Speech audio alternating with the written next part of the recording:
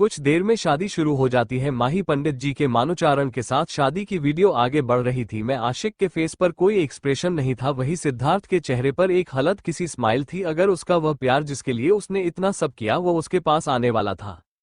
वही रघुवंशी मैंशन में आदर्श अपने रूम में बैठे हुए इधर उधर चक्कर लगा रहा था, तभी उसका गेट खोलने हुए प्रेम आया और कहा, तुम यहाँ क्यों खड़े हो? डिजाइनर ए चुका है, कपड़े कसकर लो रिसेप्शन पार्टी के लिए। आदर्श कुछ नहीं कहता तो प्रेम उसके ध्यान से देखते हुए कहता है, क्या हुआ? तुम इतने परेशान क्यों लगा रहे हो? तुम्हारे चेहरे पर आज इतनी बेचैनी क्यों है? आदर्श कहते हैं, पता नहीं आज क्या हो रहा है, आज तक मेरे दिल में इतनी बेचैनी नहीं हुई जितनी आज होगी। आज तक मैंने अपने हरी इमोशन आदर्श कहते हैं, पता नहीं आज क्या हो रहा है, आज तक मेरे दिल में इतनी बेचैनी नहीं हुई जितनी आज होगी। आज तक मैंने अपने हरी इमोशनल को कंट्रोल में करना सीखा है, किसी को भी जाए नहीं होने दिया, मगर आज पता नहीं क्यों मेरे इमोशंस मेरे कंट्रोल में नहीं हो पा रहे। ऐसा लगा रहा है जैसा कोई मुझसे दूर जा रहा है, जैसे मेरी जिंदगी से मेरी जान निकल रही है।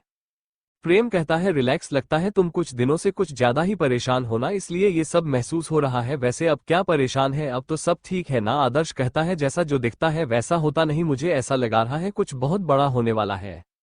वैसे आशिकी अभी तक तो प्रेम कहता है, नहीं, अभी वो किसी काम से बाहर गई है, तुम्हें तो पता ही है अभी कहाँ से आ जाएगी। उसने कहा है ना शाम तक रिसेप्शन पार्टी में आएगी, तो तुम रिलैक्स हो, वो रह जाएगी, उसने कहा है। तो बेसमेंट में वही सभी हाल में बैठे हुए थे, एलईडी टीवी पर बेसमेंट का हाल देख रहे थे, जहां पर देव के हाथ पैर दोनों बंधे हुए थे, वहीं कोमल के सिर्फ हाथ बांधे हुए तार पर खुला होते, जिसकी वजह से वह अपने पैरों से देखकर पैरों को अजीब तरीके से सिचुएशन तरीके से चला रही थी, जिसे देख देख के अंदर आग बबूला हुए जा रहा था।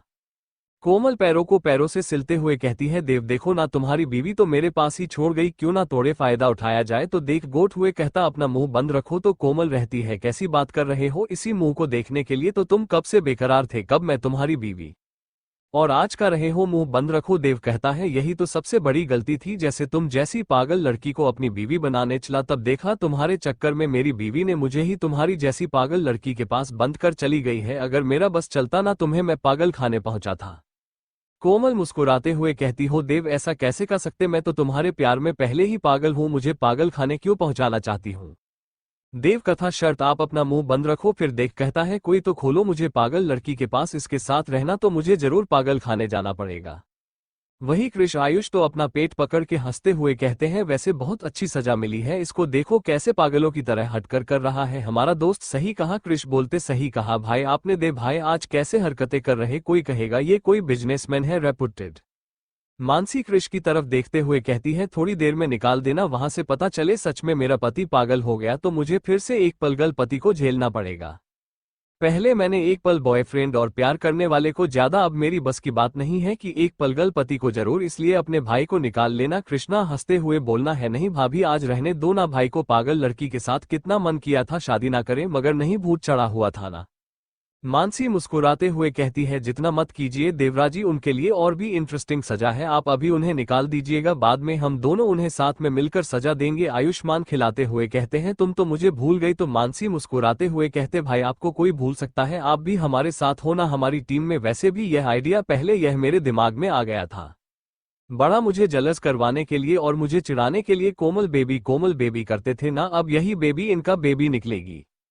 इतना कहने के बाद सबको मानसी आराम करने को कह देती है और फिर अपने कमरे में जाकर आराम से गेट बंद करके आशी को फोन करती है। मानसी रहती है, अगर यह फोन नहीं उठा रही है तो लगता है ये प्लेन को अंजाम देने में लगा चुकी है। प्रकृति हो, तुम अपने मकसद में काम हो जाओ, मगर मुझे थोड़ा बड़ा भी लगा रहा है, मगर ये तुम्हारा करना तुम्हारे लिए इंसाफ भी लगा रहा है, जैसे आदर्श भाई ने तुम्हारे साथ किया, उसे हिसाब से ये दर्द और यह सजा कम है बहुत।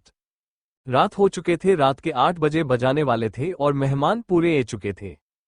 तभी होस्ट अनाउंस करता है, हेलो एवरीवन, आपका रहे दिल से शुक्रिया है कि आप यहां पर आए हमारे न्यू कपल को आशीर्वाद देने के लिए, तो वेलकम कीजिए देव अग्रवाल और उनकी पत्नी मिसेज मानसी देव अग्रवाल। ये कहते हैं स्पॉटलाइट वीडियो की तरफ बढ़ती है, जहां पर एक कपल हाथ में हाथ डाले हुए नीचे आ रहा था। भाई उन दोनों के खूबसूरती देखकर सभी एक तक उन दोनों को देखने लगे थे कि तभी होस्ट क्या था, इतना ज्यादा मजबूरी अपने कपल को, वरना पता चले आपकी नजर लग जाए फिर हमें उनकी नजर उतारती पड़े।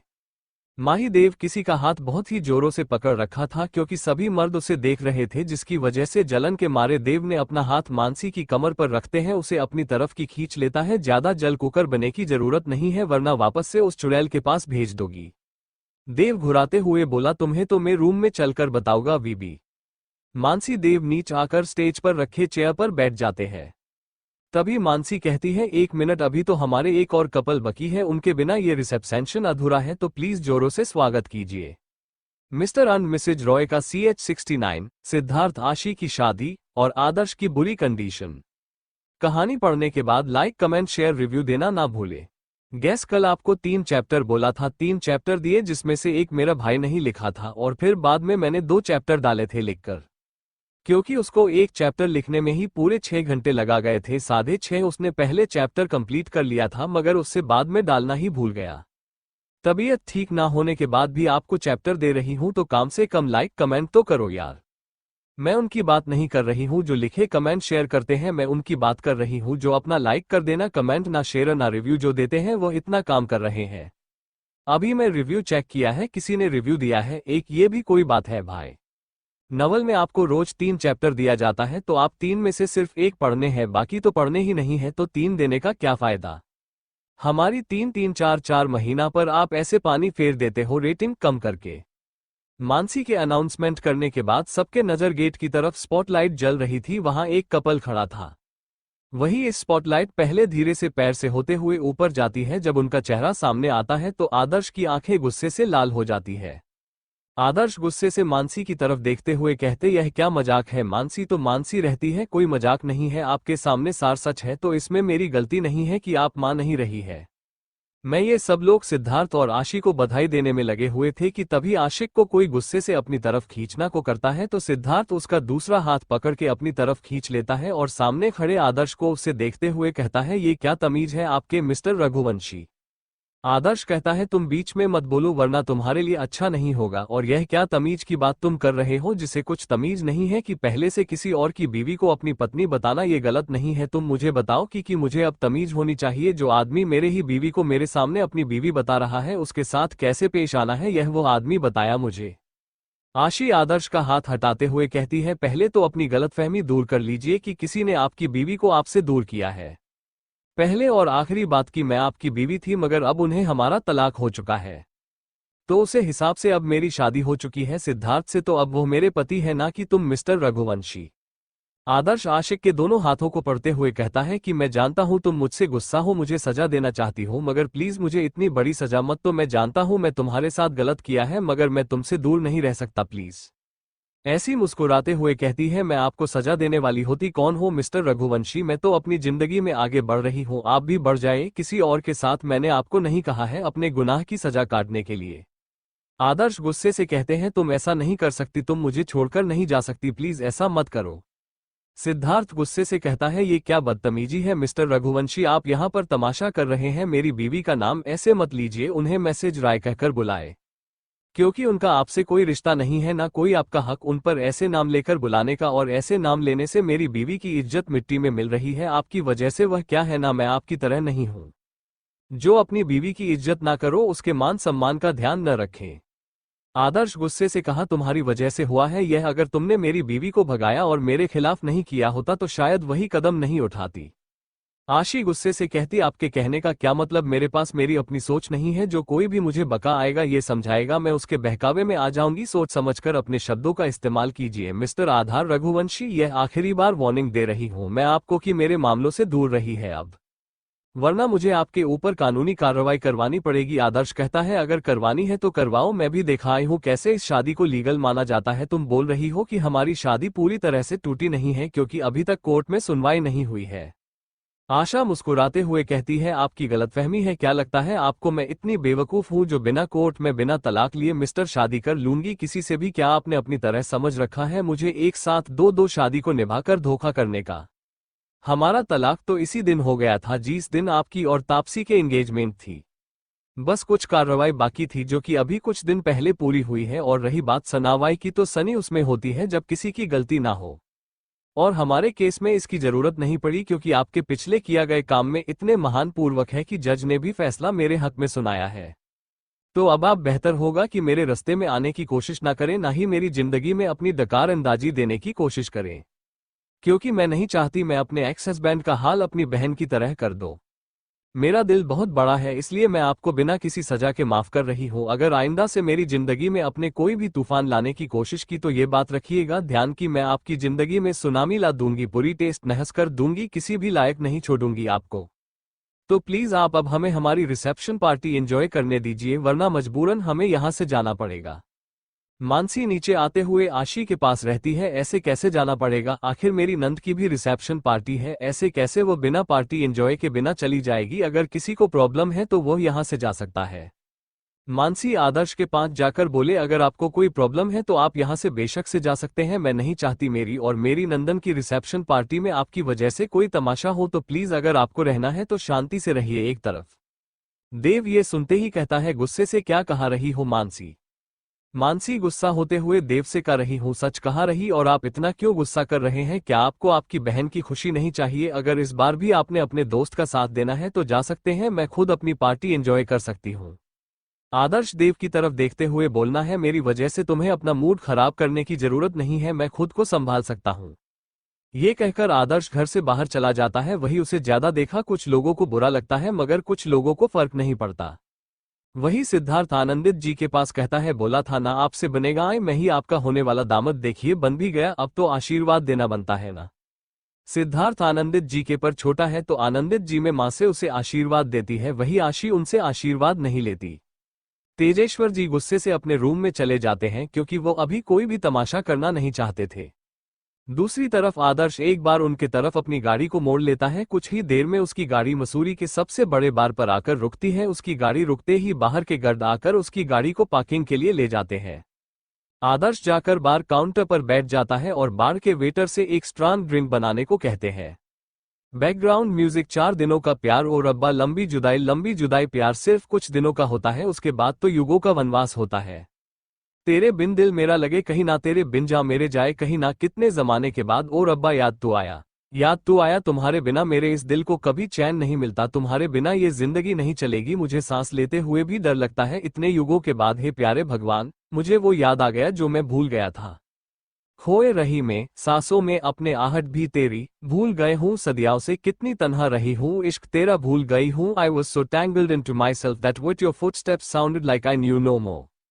I was alone for so many years, oh Lord, what your love felt like I forgot to my core.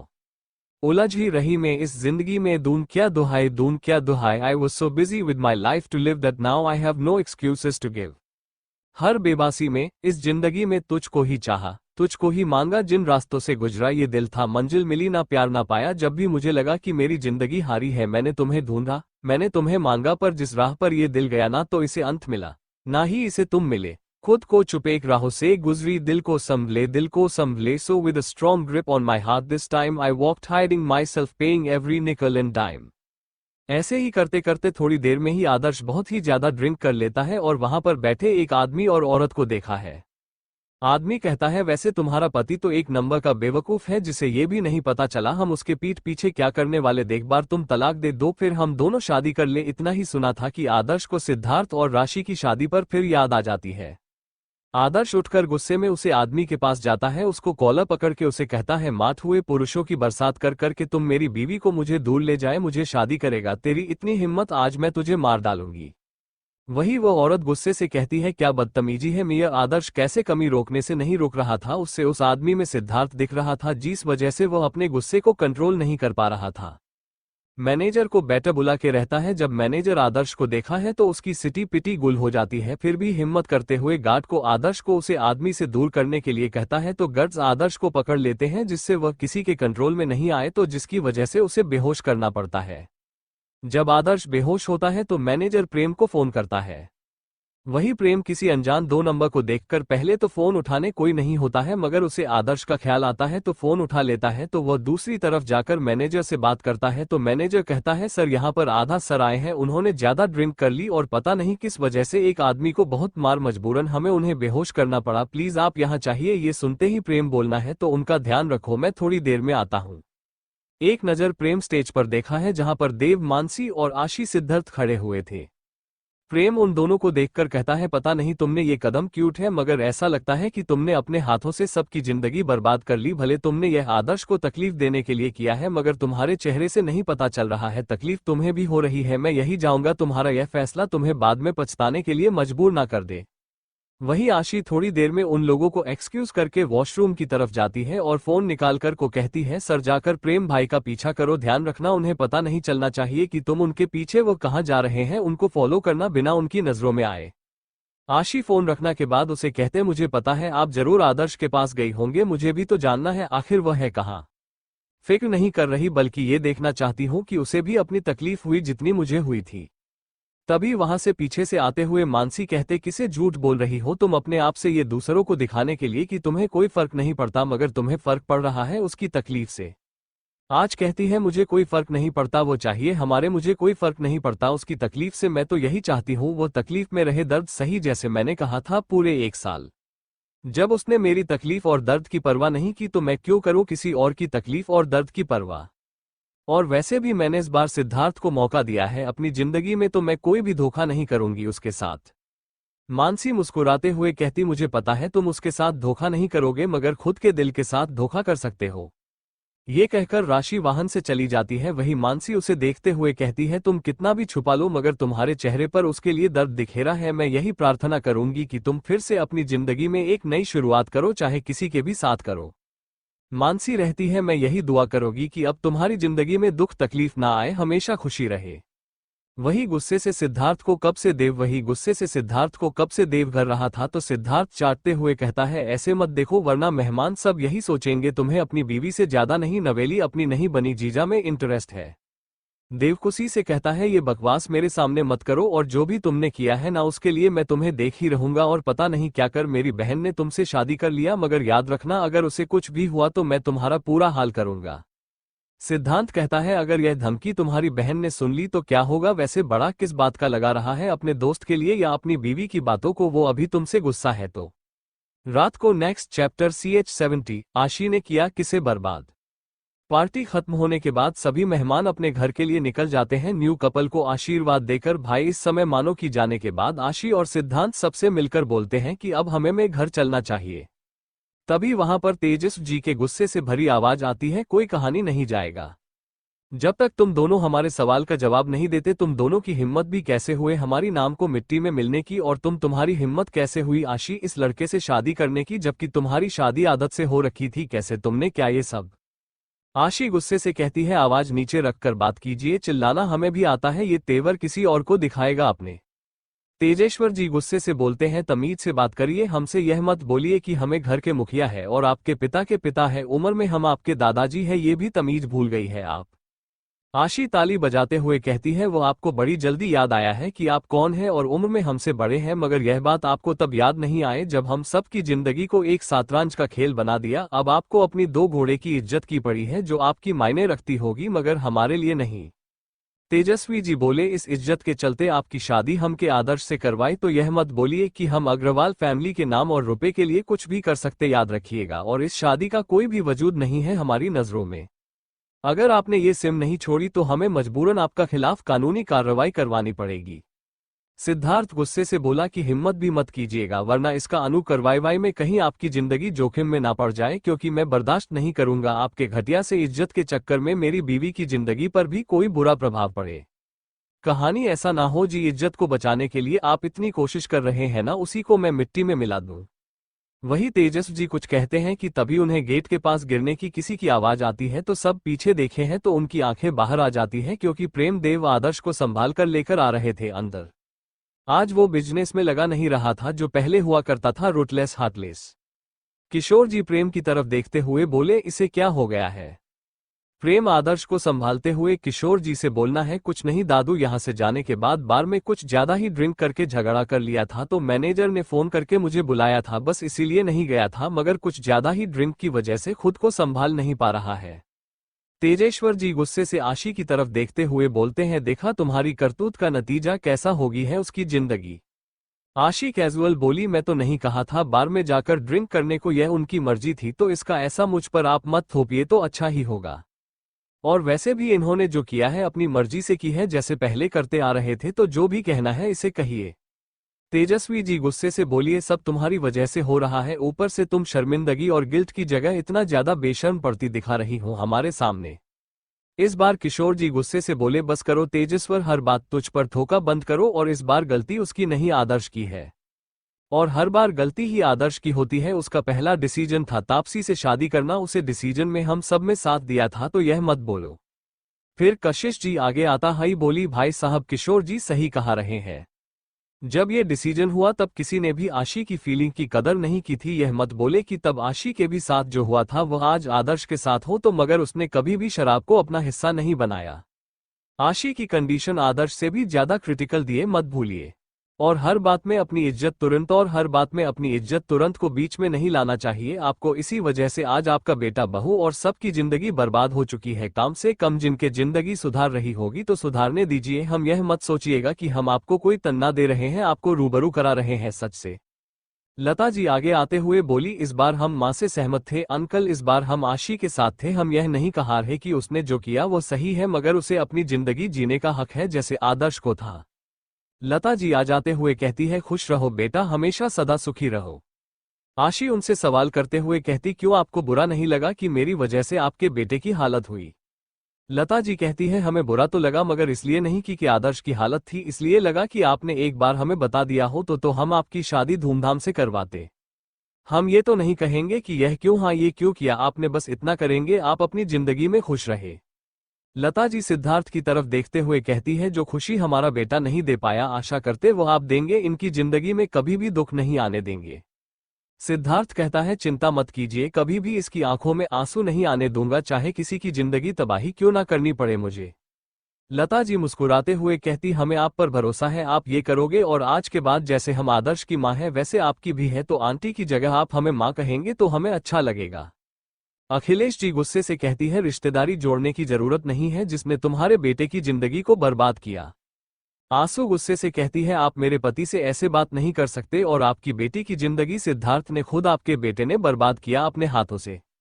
क्योंकि जिस इंसान को अपनी जिंदगी के फैसले सही टाइम पर नहीं लिए थे वह आपका बेटा था। पहले इस तापसी से शादी करनी थी बिना सत्संग, फिर उन्हें हम चाहिए तो बिना हमारी मर्जी जान, बस उन्हें अपना एक सर्टेबल करना आया था। क्योंकि उन्हें ये बर्दाश्त जो नहीं हो रहा था कि उन्होंने अपनी जिंदगी में कोई गलत फैसला लिया जिसे उन्हें पछताने की जरूरत पड़े। आशी और सिद्धार्थ पहले किशोर जी, कशिश जी, लता जी का, फिर आनंदित जी का, जो उन्हें आशीर्वाद दे देती है। तभी आशी आनंदित जी के गले लगते हुए कहती, चिंता मत कीजिए, आप चीन की फिक्र कर रहे हैं, वो सही सलामत है, पर उसे कीजिए। वो किसी काम से कुछ दिनों के लिए शहर से बाहर गए, हमने पता लगवाए हैं, मगर हम बताना भूल गए थे आपको। आनंदित जी मुस्कुराते हुए कहते, अगर आपने पता लगाया है तो सही पता लगवाए होगा। खुश रहिए अपनी जिंदगी में, आगे की जिंदगी आपकी हमेशा खुशी और खुशनायक रहे। सिद्धार्थ आनंदित जी के गले लगाता है तो आनंदित जी थोड़ा घबरा जाती है, तो सिद्धार्थ कहता है, चिंता मत कीजिए, जब तक आप लोग मेरी बीवी से मुझे अलग नहीं करेंगे तब तक मेरा पुराना रूप सामने नहीं आएगा। जिस दिन अपनी कोशिश की उसे दिन आप वही बचपन वाला सिद्धार्थ को देखेंगे। और खबरदार, जो मेरी बीवी को सच बताने की कोशिश की, इसका अंजाम आपका पूरा परिवार बीतेगा। आशु सिद्धार्थ की तरफ देखते हुए बोलते हैं, आप चलना चाहिए हमें। सिद्धार्थ आशी के पास आकर उसकी कमर में हाथ डालते हुए बोलना, आपको उसकी भी चलो, अपने घर में जाना है आज तुम्हें, इसी वजह से मैं तुम्हारी यहाँ ग्रैंड वेलकम रखा है। ओके, पहले बार मेरी बीवी जो मेरे घर पर आने वाली है। जैसे ही सिद्धार्थ और आशी गेट से बाहर जाने वाले होते हैं कि वैसे ही आशी का हाथ कोई पकड़ लेता है। आशी को रखते हुए देखा, सिद्धार्थ पीछे मुड़कर देखा है, और तभी वो गुस्से से आगे बढ़कर सिद्धार्थ आशी का हाथ आदर्श के हाथ में से छुड़ाने लगता है। सिद्धार्थ गुस्से से बहुत है, मिस्टर रघुवंशी, मेरी बीवी का हाथ को छोड़ दीजिए, वरना आपका ये हाथ आपके किसी काम का नहीं रहने दूंगा मैं। आदर्श आशी की तरफ आते हुए कहता है लड़खड़ाती आवाज में कि प्लीज मुझे माफ कर दो, मुझे छोड़कर मत जाओ। आशी रूड होकर बोल दिया, आदर्श छोड़ दीजिए, अब इन सबको कोई फायदा नहीं है, क्योंकि आपकी तरह अब बेवफा तो नहीं होना जो अपने पति से बेवफाई करके आपके साथ चल दूं। अब मेरे लिए मेरे पति सिद्धार्थ है। आदर्श कहता है, तुम तो मुझे प्यार करती थी ना, तो तुम मेरे बिना कैसे रह पाओगे, और मैं तुम्हारे बिना नहीं रह सकता। आशी रहती है कि प्यार तो शादी से पहले मैं आपसे भी नहीं करती थी ना, आप मुझसे करते थे, शादी के बाद हुआ था हमारा प्यार, वैसे ही मुझे भी सिद्धार्थ हो जाएगा प्यार, और आपको भी कोई आपके लिए मिल जाएगी, तो आप अपने आगे जिंदगी खुशी से जिए किसी और के साथ, और मुझे भी किसी और के साथ आगे बढ़ते हुए देखिए आप। ये कहते हुए सिद्धार्थ के साथ आशी चली जाती है अपना हाथ छुड़ाकर आदर्श से। वही आदर्श आशी के जाने के बाद खुद को संभाल नहीं पाता और वहीं बेहोश हो जाता है नशे के कारण। अखिलेश जी ऐसे आदर्श को बेहोश होते देखा बोलते हैं, एक लड़की के लिए पूरा देवदास बन गया है यह, इसके लिए लड़कियों की लाइन लगा जेगी, फिर भी ऐसे देवदास बन फिर रहा है उसके लिए।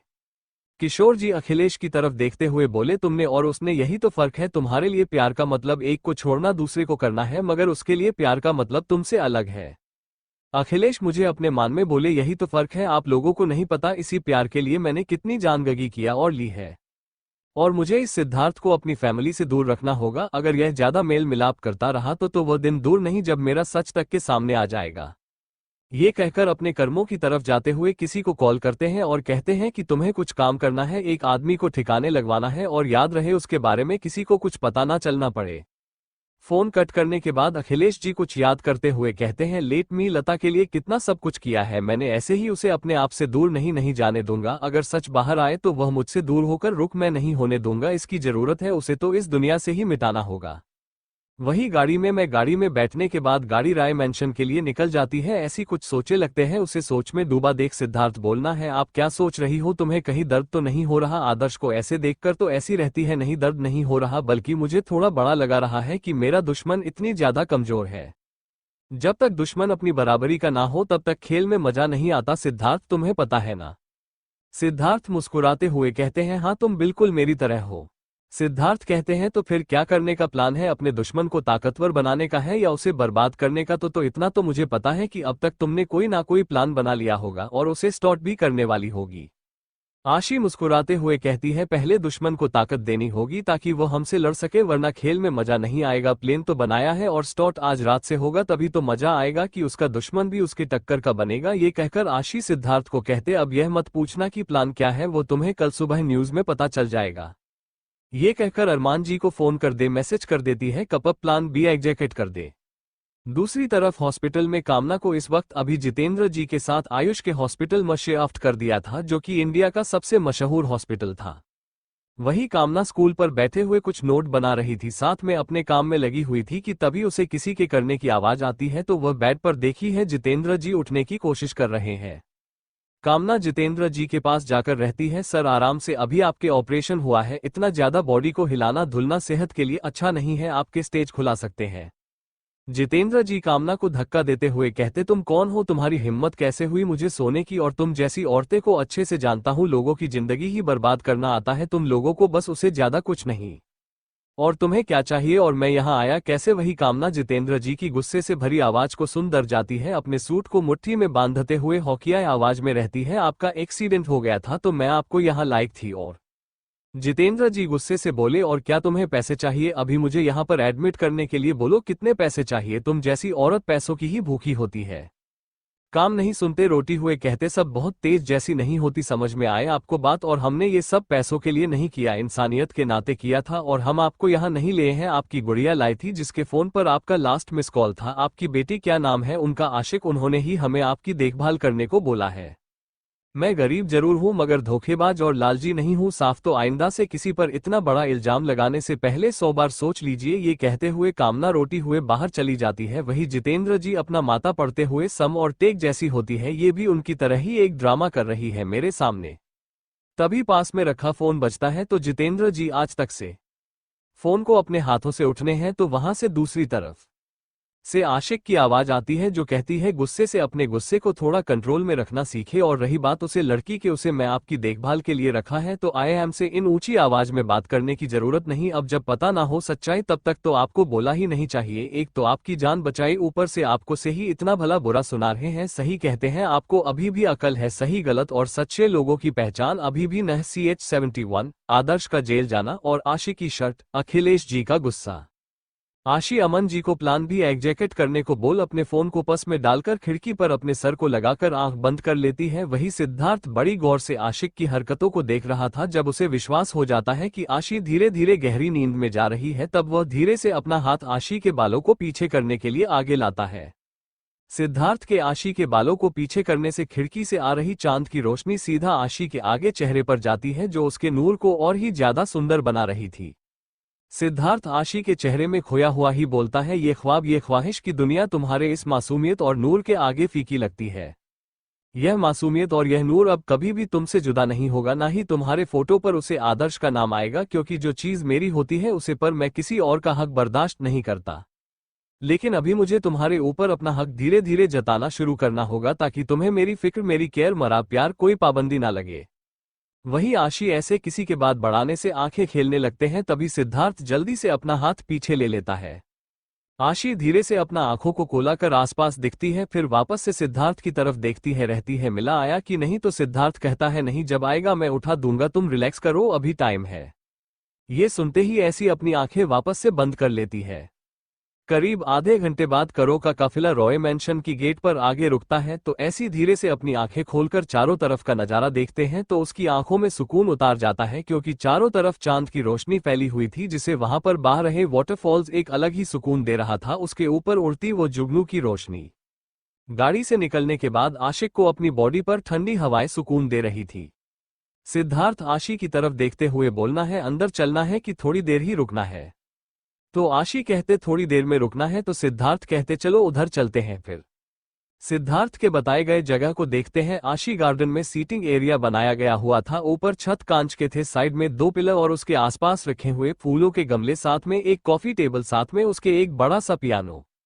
आशी पियानो को देखकर बोलते हैं, ये किस लिए रखा है? तो सिद्धार्थ मुस्कुराते हुए बोलना है, जब भी मन करता है तब यहां आकर बजा लेता हूं थोड़ी देर। इससे सुकून भी मिलता है और मेरा पूरे दिन का स्ट्रेस भी खत्म हो जाता है। ऐसी मुस्कुराते हुए कहती है, वैसे गार्डन एरिया कुछ ज्यादा ही खूबसूरत है। सिद्धार्थ कहता है, खूबसूरत है, चलो तुम्हें कुछ तो पसंद आया, वैसे अब अंदर चलना चाहिए, 12 बजे वाले हैं, तुमने डिनर भी नहीं किया है, मुझे पता है पार्टी में ढंग से खाया नहीं है, तो चलो डिनर कर लेते हैं। फिर तुम्हें थोड़ी देर आराम की जरूरत है, क्योंकि आज पूरे दिन तुमने इतनी ज्यादा भाग दौड़ कर लिया, अपने शरीर को भी थोड़ा आराम देने की जरूरत है तुम्हारे, वरना बीमार पड़ जाओगी। आशी घुराते हुए कहती है कि तुम यह नैनी की तरह मुझे से बात मत करो, ठीक है? तो सिद्धांत बोलना है, नानी की तरह बात नहीं कर रहा, एक जिम्मेदार पति की तरह बात कर रहा हूं। आज ये सुनकर चुप हो जाती है, तो सिद्धार्थ बोलना है, मैं जानता हूं तुमने ये शादी बस आदर्श को तकलीफ देने के लिए की है, मगर इसका यह मतलब नहीं कि शादी झूठ में हुई है। शादी की रस्में और वादे सच थे, इसलिए मैं अपनी बीवी का ध्यान पूरे मन से रखूंगा। ऐसी रहती है, तुम्हें इतना ज्यादा फॉर्मल होने की जरूरत नहीं है। सिद्धार्थ, मैं अपना ध्यान रख सकती हूँ जैसे पहले रखते आई थी। तो सिद्धार्थ कहता है, हाँ मुझे पता है कि तुम अपना ध्यान रख सकती हो, क्योंकि जब तुम्हारा ध्यान रखना के लिए कोई नहीं था, अब मैं हूं, तो शांत हो जाओ और मेरी बातों को माना करो, वरना पनिशमेंट मिलेगी। तुम्हें तो पता है कि नई सब पनिशमेंट भी देती है। ये सुनते ही आशी जोरों से हंसने लगती है, उसके साथ सिद्धार्थ भी हंसते और कहते हैं, चलो बंदर खाना खाती है। तो आशिक कहते, तुम्हें गाना है? सिद्धार्थ खाता है, तुम हाँ खाओगे तो का लूंगा, वैसे भी मैं अकेले मुझसे खाए नहीं जाता, इसलिए मैं ज्यादातर अपना डिनर स्किप भी कर देता था। आज से मुस्कुराते हुए कहते हैं, मगर मैं अपना डिनर स्किप नहीं कर सकती, क्योंकि मुझे सबसे ज्यादा प्यार 2 चीजों से, एक मेरा खाना और दूसरा नींद। सिद्धार्थ हंसते हुए कहता है, तभी तो तुम बचपन में पांडव जैसी दिखती थी, खाने को नहीं छोड़ती थी, ना एक्सरसाइज करती थी और सबसे रहती थी। यह तो जुल्म है बच्चों के ऊपर, उनसे काम करवाने के लिए, ताकि रात को वह खाना ना खा पाए। सब तुम्हारी बातों पर बहुत ज्यादा हंसते थे। आशी घुराते हुए कहती है, वैसे ही तुम्हें कैसे पता जाता, मुझे याद, मैंने तो तुम्हें कभी नहीं बताया। ये सुनते ही सिद्धार्थ थोड़ा गंभीर हो जाता है, फिर मजाक करते हुए कहता है, मुझे कैसे नहीं पता होगा, तुम्हें पता है ना, देविका आंटी से मेरी बात होती रहती थी, तो उन्होंने ही मुझे बताया तुम्हारे बचपन के कुछ किस्सों के बारे में। आशी, फिर तो ठीक है, मगर कमर दर्द जो मेरा ऐसा मजाक बना इस बात पर, वरना अगली बार तुम्हें खिला खिला के पांडा बना दूंगी। फिर सिद्धार्थ उसकी भी बटनों को काटते हुए कहता है कि फिर क्या, तो मैं तुम्हें पंडी बना दूंगा, क्योंकि पांडे के साथ पांडे ही अच्छी लगती है। ऐसे ही करते दोनों मेंशन में जाकर डिनर कर लेते हैं और राशि पूरे मेंशन के इंटीरियर को ध्यान से देखने लगती है। तो सिद्धार्थ कहता है, देखने के लिए कल पूरा टाइम में, कल मैं ऑफिस नहीं जा रहा हूं, तो तुम्हें सब चीज दिखा दूंगा, रिलैक्स होकर लिटिल वाइफी डिनर एंजॉय करो। आशीष चिढ़ते हुए कहती, मैं कोई लिटिल नहीं, समझ में आया तो ऐसे लिटिल वाईफाई मत बोलना, वरना अच्छा नहीं होगा तुम्हारे लिए। तो सिद्धार्थ कहते हैं, ठीक है नहीं बोलूंगा, अपनी इधर कर लो अच्छे से। फिर यह सुनते ही वो मुंह दबा के हंसने लगते, तो आंसुओं से खोल के देखे, फिर वो भी हंसते लगती। अगली सुबह रघुवंशी मेंशन पूरे इंडिया में इस वक्त तेल का मचा हुआ था। इस वक्त टीवी न्यूज पर एक ही कबड्डी बिजनेस इस वक्त तेल का मचा हुआ था। इस वक्त टीवी न्यूज पर एक ही कबड्डी बिजनेसमैन आदर्श रघुवंशी की, वही जिसके बारे में खबर थी, वह तो चैन की नींद सो रहा था। वही आदर्श के रूप में कोई उसका डोर बिना कटकटाई बड़े गुस्से से अंदर आता है तो सामने आदर्श आराम से अपनी बेड पर सो रहा था। देव आदर्श को गुस्से में उठाते हुए कहता है, तुम यह आराम से सो रहे, तुम्हें पता है न्यूज़ चैनल पर क्या खबर आ रही है? तो आदर्श कहता है, कल की खबर आ रही होगी, मुझे सोने दो, अभी मुझे बिल्कुल भी मूड नहीं है कोई बकवास करने का। नहीं, मुझे न्यूज़ की कोई खबर देखना में इंटरेस्ट है, वही खबर देखकर मुझे वापस से गुस्सा आएगा और मैं कुछ ऐसा कर दूंगा जिस आंसू मुझे और दूर चली जाएगी। देव गुस्से से वहां पर रखा पानी आदर्श पर उभरते हुए कहता है, तुम्हें उसके अलावा भी कोई खबर नहीं है क्या? इतने नशे में चूर हो गए हो कि तुम्हें यह नहीं पता कि क्या हो रहा है तुम्हारे आसपास? इतनी भी ज्यादा देवदास मत बनो कि तुम्हारा सब कुछ बर्बाद हो जाए। और यहाँ पर सिद्धार्थ और राशि की नहीं तुम्हारे बारे में न्यूज है। ये सुनते ही आदर्श की आंखें एकदम से खुला जाती है, वो कंफ्यूजन में देव से देखने लगता है और साथ में उसके खड़े प्रेम कृष भी थे और आयुष भी। आदर्श गुस्से में चिल्लाते हुए कहते, तुम्हारी हिम्मत कैसे हुई मेरे ऊपर पानी डालने की, और तुम सब बिना इजाजत के मेरे कमरे में क्या कर रहे हो? तो देव गुस्से से कहता है, तुम्हें अभी भी इजाजत और यह गुस्सा दिखाने की पड़ी है? तुमने न्यूज़ दिखा है? अगर तुम्हारा ऐसा ही चलता रहना आशी को लाने का कोई भी चार रास्ता तुम्हारे पास नहीं रह जाएगा। जिस तरह से तुम बीएफ करने लगे हो ना, थोड़ा बिजनेस और बाकी सब पर भी ध्यान दे लो। आदर्श गुस्से से कहता है, ये पहेलियां मेरे सामने मत बुझाओ, जो साफ कहना है वो कहो। देव उसी से कहता है, खाने की क्या जरूरत है, तुम खुद ही देख लो। ये कहते वो आदर्श के रूम मेरा का टीवी को ऑन कर देता है, जिस पर आज की ताज़ा ब्रेकिंग न्यूज़ थी।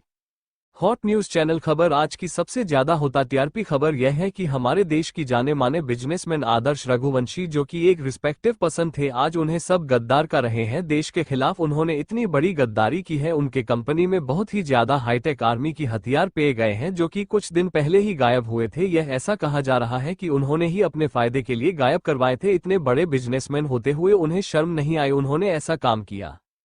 इसकी खबर हमें आज सुबह ही मिली है कि उन्होंने यहां पर आर्मी के हथियारों को निकली तरीके से छुपा के रखा हुआ है, बिना उनकी नजरों में आए, मगर किसी ने उनकी यह खबर हम तक पहुंचा। हम तो उन नौजवानों और उसे खबर वाले का शुक्र करते हैं जिसे आज हमें इतनी बड़ी खबर दी और ऐसे बिजनेसमैन का पर्दाफाश किया जो देश के साथ गद्दारी कर रहे हैं। न्यूज एंकर की बातों को सुन आदर्श गुस्से में आकर उसे टीवी पर रिमोट फेंक के मारता है और कहता है, किसकी इतनी हिम्मत हुई मेरे खिलाफ इतनी बड़ी साजिश करने? एक बार मुझे वह मिल गया नया तो मैं उसे जिंदा नहीं छोड़ूंगा। वही तभी अखिलेश जी नीचे से चिल्लाते, आदर्श नीचे आओ। आदर्श नीचे जाता है तो देखा है कि सब हाल में ही बैठे हो, टीवी ऑन है। वहीं आदर्श कहता है, क्यों इतनी सुबह सुबह चला रहे हैं? वही अखिलेश जी गुस्सा करते हुए कहते हैं कि तुम्हें दिखेरा है तुम्हारे खिलाफ क्या बोला जा रहा है, और तुम अभी भी इतनी अकड़ के साथ मुझे उससे बात कर रहे हो, और यह क्या हुलिया बना रखा है? अपना इस प्रॉब्लम से जितनी जल्दी हो सके निकालो, वरना ठीक नहीं होगा किसी के लिए भी। तुम जानते हो हमारी घर की इज्जत अभी वैसे ही तुम्हारी एक बीवी की वजह से मिट्टी में मिली हुई है, और अब ये खबर की वजह से कहीं मिट्टी में ही मिल जाए पूरी तरह। आदर्श गुस्से से बात उठा के नीचे फेंकते हुए कहता है, उसे बीच में लाने की जरूरत नहीं है, इन सब में समझ में आए बात आपको, और बात इस मामले की तो मैं अपनी तरीके से हैंडल कर लूंगा, आपको कोई भी तकलीफ लेने की जरूरत नहीं है, आप आराम से यहाँ घर में बैठिए। तभी वहां पर आर्मी ऑफिसर के सबसे बड़े ऑफिसर आता है और कहता है, मिस्टर आदर्श आपको हमारे साथ इंक्वायरी के लिए चलना होगा, वह भी अभी। तो आदर्श कहता है, ठीक है मैं आपके साथ कॉर्पोरेटेड करूंगा। ऑफिसर कहता है, आपके साथ आपके लिए फैमिली मेंबर को भी जाना होगा, क्योंकि इन सब में लगता है आपके डेट का भी हाथ है, तो प्लीज कॉर्पोरेट करें, साथ में अपने सभी बिजनेस पार्टनर को भी हमारे साथ कॉर्पोरेट करने को कहे। आदर्श ऑफिसर को गोट हुए कहता है कि ऑफिस में जो कुछ भी हुआ है उन लोगों से कोई मतलब नहीं है, ऑफिस में जो भी मिला है वो मेरे ऑफिस में मिला है, तो इंक्वायरी भी जो भी करनी है आप मुझसे करेंगे, बाकी किसी को घसीटने की जरूरत नहीं है, ना फैमिली मेंबर को, अपना फ्रेंड को, ना किसी से। वही यह सुनते ही ऑफिसर कहता है, आप स्टोन में अभी हमसे बात नहीं कर सके, मैं समझिए कि हम आपके नीचे और पावर से दब जाएंगे। अभी आप एक मुजरिम के तौर पर लिए जा रहे हैं, ना कि कोई स्पेशल ट्रीटमेंट के लिए आपको लेकर जाया जा रहा है, तो आवाज नीचे करके बात कीजिए। वो तो इस जन्म में इसे हो नहीं रहा ऑफिसर, वो कहते हैं, नर्सें जल जाती है मगर किसी का बाल नहीं जाता। सामने गेट की तरफ देखते हैं तो वहां आशी और सिद्धार्थ खड़े हुए थे। आशी के चेहरे पर एक बड़ी सी मुस्कुराती हुई, और सिद्धार्थ तो आदर्श को देखकर ही टूट माट हुए कहता है, कैसे हैं हाल आपके अब मिस्टर आदर्श? लगता नहीं है कि ज्यादा दिन तक भर रहेंगे, काम ही ऐसे किया है कि चक्की तो पीस नहीं बनती है। आदर्श गुस्से से कहता है, मेरे मामलों में पड़ने की जरूरत नहीं, बनाए अच्छा नहीं होगा, तुम्हारे वो हाल करूंगा कि अभी मेरे मामले पड़ने से पहले 1000 बार सोचोगे तो आशिक रहती है, धमकी देने से पहले एक बार सोच लीजिएगा कि आपका अंजाम क्या होगा। अभी तो सिर्फ एग्जाम लगा है, कहीं सच साबित ना हो जाए। आशी ऑफिसर की तरफ देखते हुए कहते हैं, प्लीज हमें थोड़ी सी प्राइवेसी चाहिए, कुछ बात करनी है, तो आप क्या बाहर जा सकते हैं? ऑफिसर रिस्पेक्ट के साथ कहता है, जी मैम, मगर सिर्फ 20 मिनट। आशु कहते, उतना काफी है हमारे लिए। ऑफिसर के जाते ही आशी साहब कैमरे ऑफ करवा देता है। सोफे पर सिद्धार्थ दूसरे इसी के बगल में ऐसी बैठ जाती है। आदर्श कहते हैं, क्या बात करनी है तुम्हें? तो आशी रहती है मुस्कुराते, तुम्हारे फायदे की बात है, मगर उसके लिए एक शर्त है। अगर तुम्हें इस केस से निकलना है तो बस इतना करना होगा कि अपनी कंपनी के 50% से सिद्धार्थ के नाम करने होंगे, बस। CH-72 आशी ने 24 घंटा में बर्बाद करने की मोहलत आदर्श को। आदर्श बोला कि तुम नहीं, अच्छा नहीं किया, जब तक बात मेरी थी तब तक मैं सहन कर लिया, मगर इस बार तुमने हद कर दी है। और जिसके लिए सब तुमने किया है ना, अब देखो मैं उसे कैसे रोड पर लाऊंगा, बहुत बड़ा किया है इस बार तुमने। सिद्धार्थ उड़ाते हुए आदर्श के सामने खड़े हो जाता है और बोलना है, जो भी किया है उसने अपने पति के लिए किया है, वैसे भी तुमसे बेहतर कौन जान सकता है कि मेरी पत्नी कुछ भी कर सकती है अपने रिश्ते के लिए। मगर तुम्हारी फोटो किस्मत जो अब तुम्हारे हाथ में हीरा ना होकर कोयला है। आदर्श गुस्से से कहता, इतना ज्यादा उछलने की जरूरत नहीं है, जिस चीज पर मेरा हक है मैं उसे किसी भी कीमत में अब अपने पास लाकर रहूंगा, चाहे वो मेरी एक बीवी क्यों ना हो। ऐसी खड़े होते हुए कहती है, तो आपकी हम गलतफहमी रा चुकी है कि जो चीज आपकी होती है आप उसे ला सकते हैं अपने पास। आपके पास अब वह पावर नहीं रही है, क्योंकि जिस पावर केबल पर आप इतना कूद रहे थे ना, वही पावर मैंने आपसे छीन ली है। इस वक्त आपके पास तो ही ऑप्शन है, पहले या तो मेरी शर्त मानी या पूरी तरह से अपनी बर्बादी के लिए तैयार हो जाए। अखिलेश जी गुस्से से कहते, देखा मैंने कहा था ना, ये लड़की पहले जैसी नहीं रहेगी, तुमने मेरी बात नहीं मानी, अब देखो क्या हो रहा है, तुम्हारी बर्बादी के लिए ही यह सब कर रही है, अभी भी तुम्हें इसका साथ देना है ना, इसके खिलाफ एक शब्द नहीं सुनाए चाहते थे अभी तुम। आदर्श अखिलेश जी की तरफ देखकर कहता है कि मैं आपको भी थोड़ी देर पहले समझाया था ना कि मेरे मामले से दूर रहिए, मुझे क्या करना है क्या नहीं मैं खुद देख लूंगा, और आपको इतनी चिंता क्यों हो रही है? चिंता मत कीजिए, कोई भी कुछ नहीं कर पाएगा। वैसे भी मुझे पता है आपको इस बात की चिंता नहीं हो रही है कि यह सब होने के बाद आपके बेटे परिवार पर क्या विधि, क्या आपको इस बात की चिंता है कि आपका ऐश्वर्या, आराम और जिंदगी का क्या होगा। ये सुनते ही अखिलेश जी शांत हो जाती है, मगर उनके चेहरे पर गुस्सा साफ दिखता है। सिद्धार्थ मजाक उड़ाते हुए अखिलेश जी का कहता है, लगता है आपको सच में ही दौलत और अशोक आरंभ की पड़ी है, तभी तो अपने बच्चे की जिंदगी भी खराब करने पर तुले हुए। नाइस, वैसे आपसे यही उम्मीद थी। वही लता जी आगे आते हुए बोली, क्यों कर रहे हो तुम दोनों ये सब? प्लीज ये सब मत करो, वैसे ही सब कुछ भी कर चुका है अब, और मत कर, आप करो बेटा। सिद्धार्थ कहता है, इसमें मैं कुछ नहीं कर सकता, इससे आगे कुछ। सिद्धार्थ कहता, आशी उसकी बातों को बीच में थोकते हुए लता जी की तरफ देखकर कहती है, आंटी आप सिद्धार्थ को कुछ मत कहिए, ये सब मैंने किया है, और वैसे भी मुझे किसी का ब्याज रखना पसंद नहीं है। आपको याद है ना कैसे इसी तरह एक दिन मेरा करियर बर्बाद हुआ था, तब आप लोगों में से किसी ने मेरा साथ नहीं दिया था। अब मिस्टर आदर्श रघुवंशी की बारी है।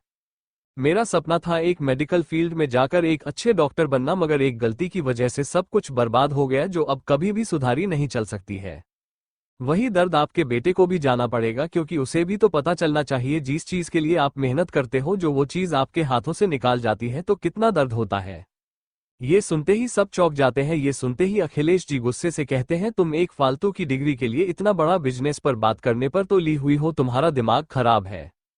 ऐसी गुस्से से कहती है, खबरदार, जो मेरे करियर को ऐसे फालतू कहा तो आपकी ही वजह से ये सब हुआ। यह मत बोलिए कि उसे कॉलेज की एक बात, शेयर होल्डर आप भी थे, अगर आप एक बार अच्छे से जांच करवा लेते तो ये सब नहीं हो। तो बहुत गुरूर था ना आपको अपने उसे मेडिकल कॉलेज की रेपुटेशन पर। अब देखिए मैं कैसे ही इस कॉलेज की रेपुटेशन को मिट्टी में मिल जाती हूँ, ना जाने एक गलती की वजह से कितने स्टूडेंट की जिंदगी अपने बर्बाद कर दी होगी।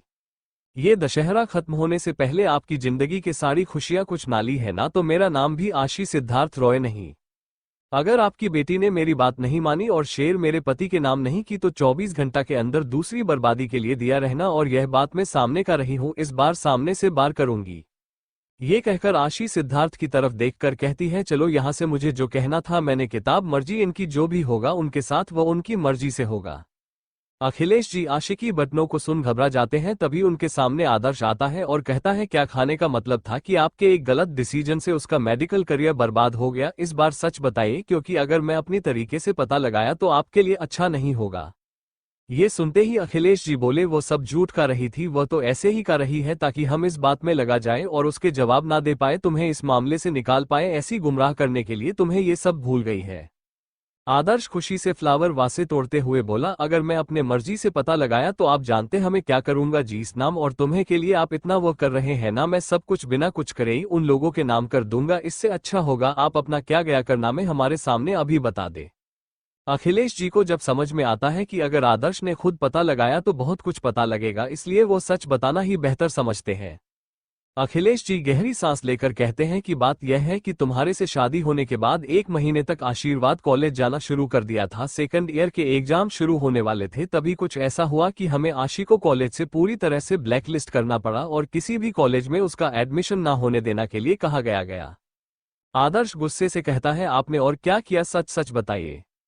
अखिलेश जी गहरी सांस लेने की कहते हैं कि वो कॉलेज में सेकंड ईयर के एग्जाम में जो सेकंड भेजता जिसमें आंशी पद्धति थी, उसमें कई है एक समिति के बच्चे थे और साथ में मिनिस्टर पॉलिटिकल और काफी बिजनेसमैन जो कि हमारे पार्टनर भी थे, उनके बच्चे पढ़ते थे, उनके बच्चों को एग्जाम हुआ। तब आशी को पता चल गया कि यह सब फर्जी तरीके से एग्जाम दे रहे, मतलब कि चीटिंग करके इनका एग्जाम पहले ही लिया जाता, तो वह दिखने के लिए बस यहां पर आए थे। तो इस बात की कंप्लेंट उसने एजुकेशन मिनिस्टर को कर दी। जब वो हमारे कॉलेज में छापा देने आए तब बच्चों ने ही आशी के ऊपर एग्जाम लगा दिया कि यह है कॉलेज के शेयर होल्डर की बहू होने का फायदा, यही कॉलेज में सारे एग्जाम लिख करवाती थी, जिसे इसे बहुत ज्यादा मुनाफा होता था। जब बिना जांच के सबूत आशी के खिलाफ हुए तो एजुकेशन मिनिस्टर ने उसे ब्लैकलिस्ट करवा दिया हमारे कहने पर। उसके बाद ब्लैकलिस्ट होने के बाद आशी अब कभी भी मेडिकल फील्ड में नहीं जा सकती। आदर्श गुस्से से सॉरी टेबल को तोड़ते हुए कहते, इतना सब कर दिया और आपने और उसने मुझे क्यों नहीं बताया? तो अखिलेश जी कहते हैं, उसे मैं नहीं बोलना, अगर उसने तुम्हें ही कुछ बताया तो मैं तुम्हारा उसे इतना करवा दूंगा और हमेशा हमेशा के लिए इस घर और परिवार से दूर कर दूंगा। इसलिए वो चुप रही।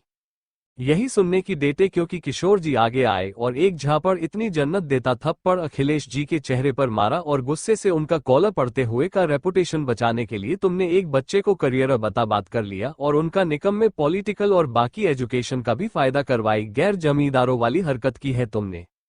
तभी तो मैं सोचूं आशी ने अपनी एजुकेशन बीच में क्यों छोड़ दी। अगर मुझे पता होता इन सब में तुम्हारा हाथ है तो तभी ही मैं तुम्हें कॉलेज से रिस्ट्रिक्टेड करवा देता और आज से ही मैं यह फैसला लेता हूं कॉलेज के सारे मामले आज से तुम नहीं मैं लूंगा, यानी किशोर रखूंगा। ऐसी के अंदर अभी भी इतना दम है कि वो कॉलेज को संभाल सकता है। वही गाड़ी में बैठने के बाद बहुत ही चुप्पी से आशी बैठी हुई थी। सिद्धार्थ उसकी छुट्टी को देखकर बोलना है, क्या हुआ, तुम इतनी शांत क्यों हो?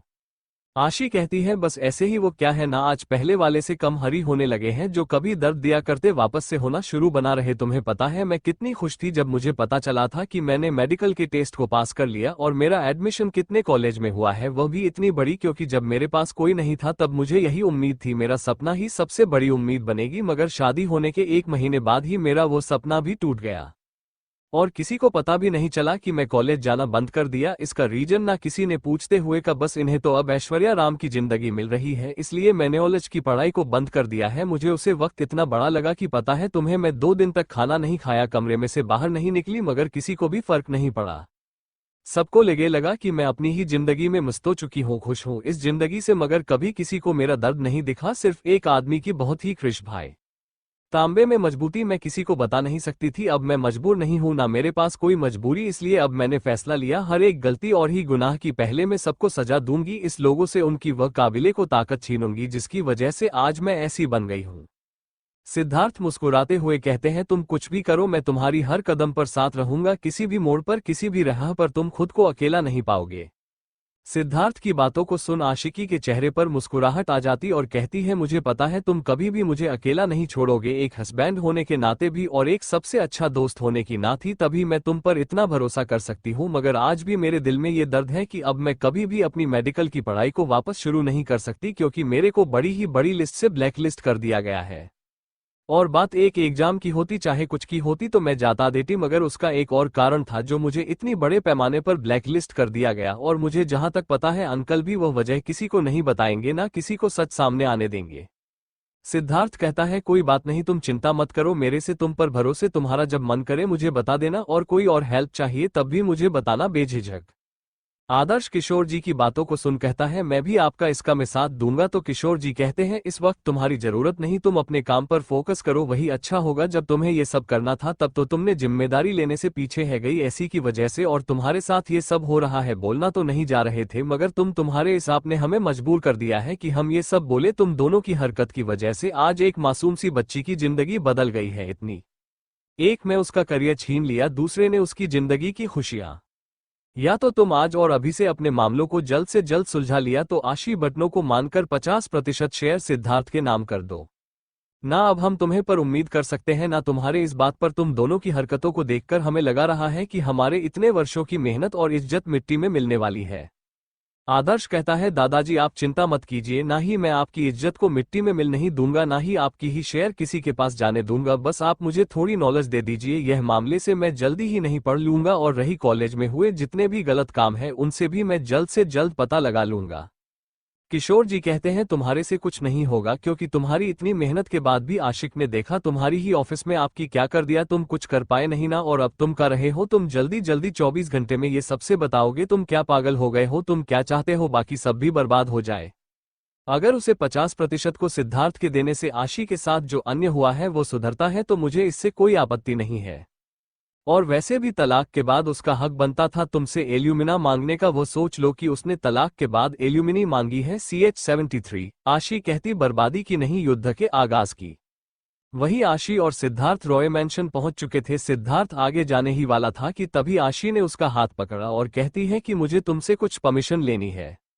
सिद्धार्थ एक बहुत उठाते हुए कहता है, किस चीज की परमिशन? तो आशिक थोड़ा हिचकी जाते हुए कहती है कि आज दशहरा है ना, तो मैं सोच रही थी कि पार्टी रखना को इसी चीज की परमिशन चाहिए मुझे। सिद्धार्थ कहता है, लगता है तुम भूल गई हो कि जितना करिए मेरा है उतना ही तुम्हारा है। तुम्हें अपने घर में कुछ भी करने के लिए किसी की भी प्रमोशन की जरूरत नहीं है। आज कहती है, वो मुझे पता है मगर आज पार्टी में किसी को बुलाना चाहती हूँ। तो सिद्धार्थ मुस्कुराते हुए कहता है, मुझे पता है तुम किसे बुलाना चाहती हो, बुला सकती हो। ऐसी रहती है, अगर वो लोग आए तो तुम्हें कोई प्रॉब्लम नहीं होगी। तो सिद्धांत कहता है, प्रॉब्लम कैसी? बल्कि यह तो अच्छी बात है ना, उन्होंने भी तो पता चले कि मेरी वाइफ जितने ब्यूटीफुल है उतनी ज्यादा ही माइंड ब्लोइंग है, उसके आगे कोई भी नहीं जी सकता, यहाँ तक कि उसका यह नया पति भी। तुमने तो वो कहावत तो सुनी होगी, चाहे दोस्त को पास रखो ना रखो मगर दुश्मन को अपनी नजरों के सामने रखना चाहिए ताकि उसके अगले बार और अगले चला का पता चल सके, ताकि हम उसे पूरी तरह बर्बाद कर सके और उसे वर करने का मौका भी ना दे। आशी रहती है, मुझे पता है, तभी तो मैं ये सब कर रही हूँ क्योंकि अगली बार रात को ही होगी, उसके लिए उन सबका यहाँ होना जरूरी। और आज दशहरा भी है और साथ में मैं चाहती हूँ सबको ये पता चल जाए कि मैं किसकी पत्नी हूँ ताकि किसी को आगे चलकर गलतफहमी ना हो। सिद्धार्थ आशी के सामने झुकता हुए कहता है, जैसी आज्ञा रानी साहिबा।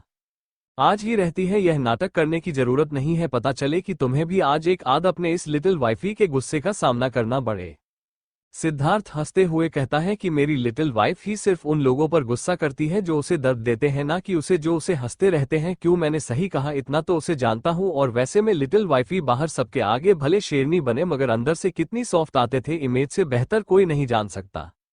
ये सुनते ही ऐसी मुस्कुरा देती है। वही रघुवंशी मैंशन में वही अखिलेश जी किशोर जी और आदर्श की बातों को सुन घबरा जाते हैं। आदर्श के ऑफिस जाने के बाद किशोर जी अपने रूम में जल्दी से जाकर किसी को फोन करते हैं। दूसरी तरफ से किसी के अलसी हुई आवाज आती है। क्या हुआ सर, आपने क्यों इतनी जल्दी हमें फोन किया? आपको पता है ना अभी हमारे आराम करने का टाइम है और इस वक्त आप हमें फोन करके परेशान कर रहे हैं। अखिलेश जी गुस्से से चिल्लाते रहते हैं, मैं तुम्हें काम के पैसे देता हूं ना कि आराम करने के लिए, और तुम इस वक्त कहाँ हो? तो वह आदमी कहता है कि मैं इस वक्त तो मैं गोदाम में हूं, कुछ माल की सप्लाई कब कर ही आया था, अभी थोड़ी देर के लिए ऑफिस में आराम करने आया। और आप चिंता मत कीजिए, मैंने सारा माल कॉलेज के अंडरग्राउंड बेसमेंट में रखवा दिया, किसी को भी पता नहीं चलेगा। अखिलेश जी गुस्से से चिल्लाते हुए कहते, तुम्हें किसने कहा था माल अंडरग्राउंड बेसमेंट को कॉलेज में वह पर रखवाने के लिए? तुम्हें पता है कितनी बड़ी मुसीबत होने वाली है, पापा कॉलेज में आ रहे हैं। वही वो आदमी जो क्या अखिलेश जी का खास आदमी था, वो घबराते हुए कहता, आप ये क्या करें? मगर आपने तो कहा था कि आपका पापा कभी भी उसे कॉलेज में नहीं आएंगे किसी भी कारण, क्योंकि सबसे बड़े शेयर होल्डर तो कॉलेज के आते, फिर क्या अचानक से ऐसी बात हो गई कि बड़े साहब को आना पड़ रहा है कॉलेज, वह भी चेकिंग के लिए? अखिलेश जी गुस्से से कहते हैं, ये सब उसे लड़की की वजह से हो रहा है, शायद हमें उसे तबीयत रास्ते से हटा देना चाहिए। तो जब हमें नाराज उसे पता चला था आज उसने घर पर आकर आधा से ज्यादा राज तो घर वालों को बता दिया है कि उसको कॉलेज से निकला गया था, वह भी गलत एग्जाम में। अच्छा हुआ उसने पूरा सच नहीं बताया, वरना हमारी मुसीबत हो जाती है। मगर हम भी पता है वह जरूर आज कुछ ऐसा करेगी जिससे सारा सच आए और हमारे को नुकसान हो। इसलिए हमने तुमको फोन किया है ताकि तुम आज ही रात किसी भी तरह से जितना भी माल पड़ा है उन्हें कहीं और शिफ्ट कर दो। याद रहे किसी की नजरों में नहीं आना चाहिए, आज किसी भी कीमत में ये काम हो जाना चाहिए। हम नहीं चाहते इतनी बरसों की मेहनत को एक मामूली लड़की मिट्टी में मिला दे। वर्षों की मेहनत को हम किसी मामूली लड़की की वजह से मिट्टी में नहीं मिलने दे सकते। हमने तो उसे उस वक्त ही काम तमाम कर देना चाहिए था जब उसे सच पता चला था, लेकिन अब बहुत देर हो चुकी है, बात बाहर आ चुकी है, तो हम उसे लड़की का कुछ नहीं बिगाड़ सकते। मगर हाँ, बाकी के राज को नहीं आने दे सकते। इसलिए तुम्हें जितना कहा गया है राजू उतना करो, और बाकी के गार्डन को भी वहां से हटकर पुराने वाले स्टाफ लगा जाने चाहिए। राजू कहता है साफ कमम हो जाएगा, चिंता मत कीजिए, आज रात ही सारा काम कोई इस तरह करेंगे किसी की नजरों में भी नहीं आएगा। कभी कुछ यहाँ ऐसा होता था। अखिलेश जी कुछ सोचते हुए कहते हैं अगर पकड़े भी जाओ तो तुम्हें पता है किसका नाम लेना। ये कहते हुए वो मुस्कुराने लगता जैसे उनका प्लान आगे चलकर किसी के लिए नहीं आशी के लिए ही घातक साबित होने वाला है। वहीं दूसरी तरफ रघुवंशी कॉरपोरेशन में इस वक्त तहलका मचा हुआ था क्योंकि उनके सीईओ ने सबके नाक में दम कर रखा था। आधार जब से गुस्से में ऑफिस आया था उसने काम से कम पूरे स्टाफ की बंद बाजा रखी थी, यह जाने के लिए कि उसकी मर्जी के बिना कैसे है सब हुआ, किसने परमिशन दी, किसने उसके साथ विश्वासघात किया। उसके सामने उसके केबिन में मैनेजर से लेकर स्टाफ से लेकर सिक्योरिटी गार्ड तक खड़े हुए थे। आज जैसे आदर्श किसी पर भी राम दिखाने को तैयार नहीं था। उसके सामने चाहे गुनहगार और तो महिला हो चाहे बुजुर्गों को सजा देने के लिए वो कुछ भी करेगा, क्योंकि उसके बाद उसके रेपुटेशन पर थी। उसकी वजह से आज उसकी इतनी सालों की मेहनत दांव पर लगी थी किसी की गद्दारी की वजह से। आदर्श गन उठाते हुए खड़े होता है और एक चक्कर सबके गोल गोल घूमते हुए कहता है सिर्फ एक ही बार सवाल करूंगा, अगली बार उसे इंसान के दिमाग में गोली जाएगी और सारा कुछ बाहर आ जाएगा। अगर अपने मुंह से सच काबुल करते हो तो जान बख्श दी जाएगी, वरना फिर गलती तुम्हारी होगी, वह कितना तो तुम ही पड़ेगा धोखे का अंजाम अगर मैंने अपने तरीके से पता लगाया।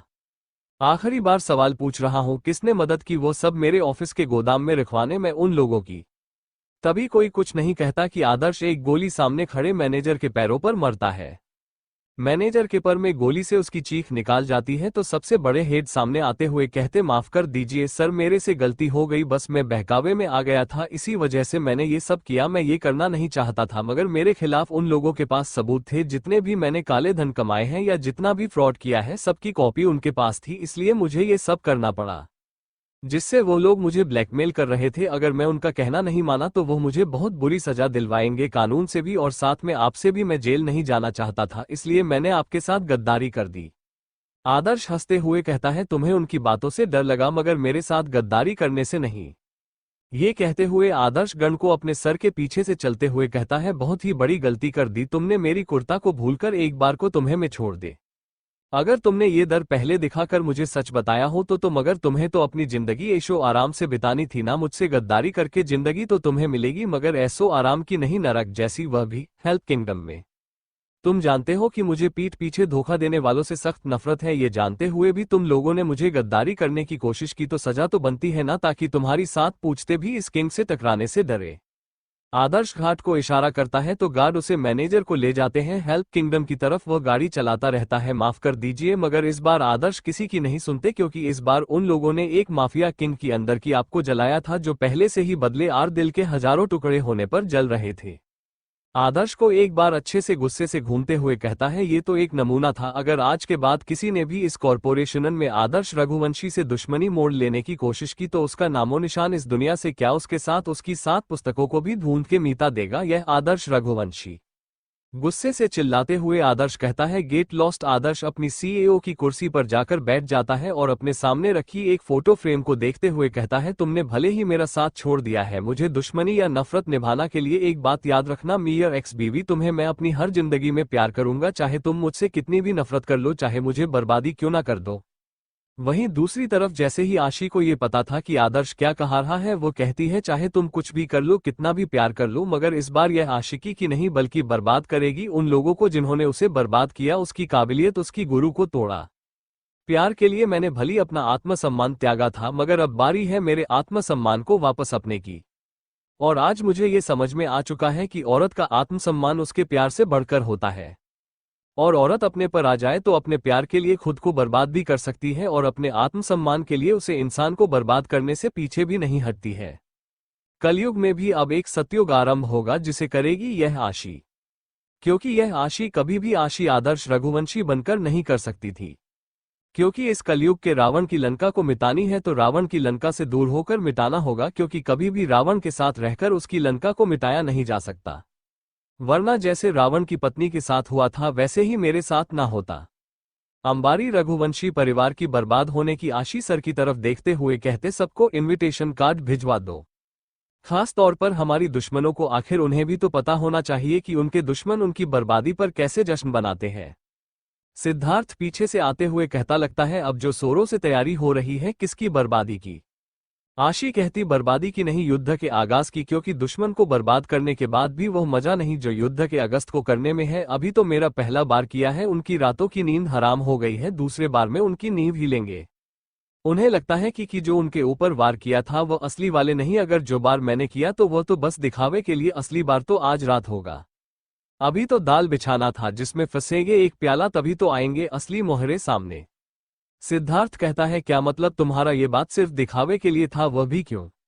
आशिक मुस्कुराते हुए कहती है, क्योंकि दुश्मन खुद को ज्यादा चला समझता है, वह सोचता है कि सामने वाले ने जो वार के वो सबसे बड़ा है, मगर यह भूल जाता है कि सामने वाला उसका दुश्मन है तो वह कितना बार ताकतवर होगा।